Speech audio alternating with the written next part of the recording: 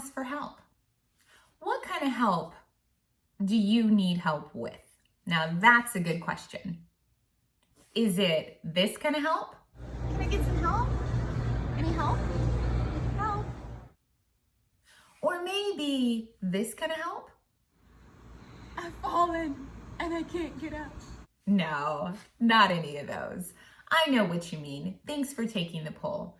It's interesting as women how we tend to struggle in areas like this, right? We're the nurturers, we're the caregivers. We've talked about that before in a previous video, but it's true. Sometimes we want to give so much of ourselves and it is not easy to ask for help. You don't want judgment. You don't want to feel all of the negative feelings that go along with asking for help, right? Those three little words, I need help. I need help. I need help. A couple of reasons why we may not want to ask for help, right?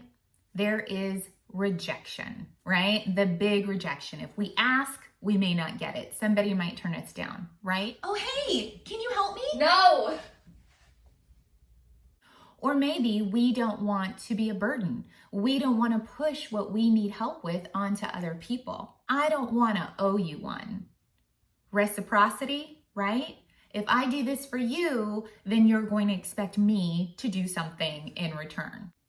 Maybe we compare. If others can do it, then who am I to ask for help? Then that makes me feel like I'm not keeping up. I'm not doing all the things that I'm supposed to be doing. Or maybe when you're losing control.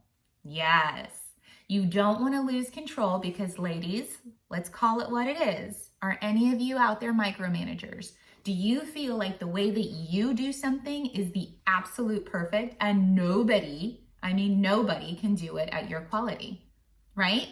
I'm guilty of that.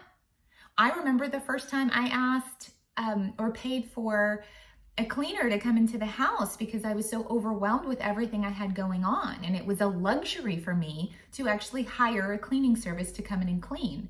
Well, after they were done, I was nitpicking at everything. They didn't do this, they didn't do this, they didn't do this at the quality that I would have liked them to do it. What is the worst that would happen if you ask for help?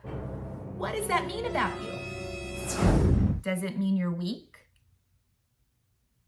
Does it mean you're not good enough? Maybe you're not worthy.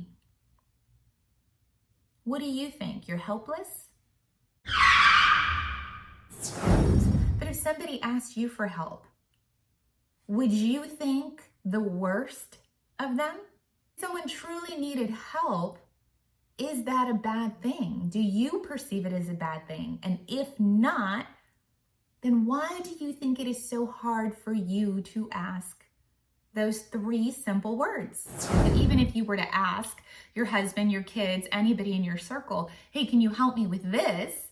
Your standards and the way that you would do it, different, right? Well, of course, they're not you. So think about that. And maybe, just maybe, you can let the idea of perfectionism go. So out of those options, anything ring a bell? Everybody's going to have a different answer. This is not going to be a video that has a cookie cutter approach because there are so many reasons. Once you identify where it's coming from or what the real issue is, that makes you more self-aware so that you can take steps in either changing it, rectifying it, or adjusting. It all has to do with BS. And BS doesn't stand for what you think it stands for. You know what I mean. BS in this video stands for your belief system. This is something I talk about a lot in my program.